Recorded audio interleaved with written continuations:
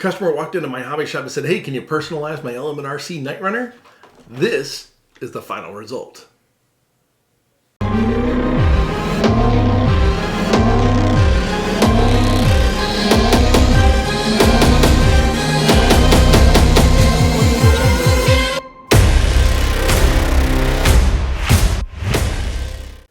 The customer wanted the truck to look more like the family's full-size Toyota Tacoma, so I went to work and added some bolt-on items and went and designed some specific things just for this truck.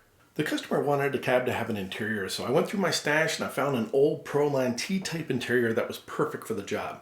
I cut the bed section on the interior off, gave it a quick coat of gray paint, applied the stickers, and mounted it into the cab with just some pieces of Velcro. The front and rear of the body received light buckets from Knight Customs. The rear light bucket is easily installed with some double-sided tape that you just stick to the piece and then put it in the body, whereas the front's a little more involved. Now, the one thing about the rear light bucket is that it doesn't have a lot of detail.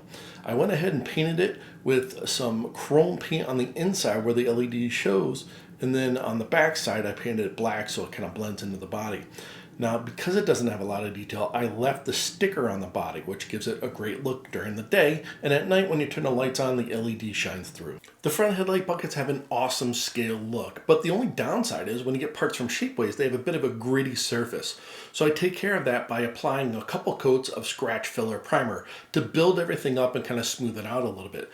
Once I was done with that, I gave it a coat of Tester's chrome paint, which is a little bit more vibrant than silver, but not quite chrome, just to give a little more reflectiveness and to give it a little bit more of a scale look, and install the piece.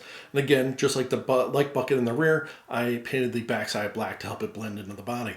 Now, the one thing I did with the sticker on the front is I cut the front portion of the headlight sticker off to expose that beautiful 3D printed part, and I left the side on because it has great detail.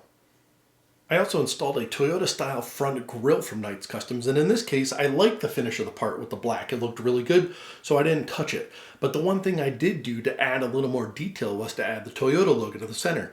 I just took a piece of thin plastic, cut it to fit in the area in the center, and then cut a vinyl mask with my vinyl cutter, and applied the mask to the plate, sprayed the Toyota logo with the silver, pulled the mask off, and installed the plastic plate with just a little bit of glue to keep it in place. So this skid plate is also from Knight Customs, and this required the same amount of paint work that the headlight buckets required. I gave it a couple coats of scratch filler primer, and then in this case, because I was lazy, I applied the Tester's chrome paint to it. Well, I didn't like the look of the finished product. It made it look a little too toyish, so I sanded it down and resprayed it with an aluminum colored paint from Tester's. Looks much better, a lot more scale.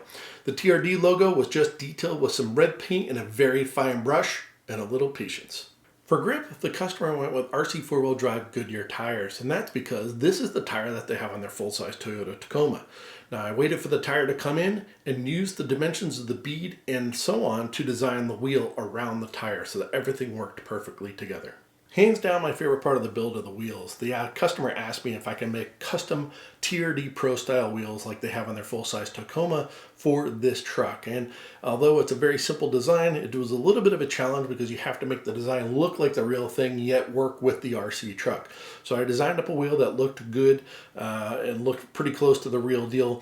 I used Element RC aluminum hex adapters on the backside, and I designed the wheel so that it has a little bit of a ring that goes around the hex adapter to add more strength to the 3D printed piece. Sent the file to Shapeways, had them printed, and then again, got 3 coats of scratch filler primer, a coat of black, and it looks fantastic. Another request was to add D-rings to the front and rear bumper of the truck. Now what I did was, went to Traxxas, I found red D-rings because that's what the customer wanted. But they look very plasticky. They don't look very realistic. The only good thing about them being red to begin with is that when you do drive around and they do get scratched, no matter what, they're still going to be red. So once I got them in, I laid them in the paint booth and I gave them a couple coats of red paint to give them more of a scale, realistic look. So what's a scale truck without lights? And the customer had me install a lot of lights onto this truck, mainly in the front end.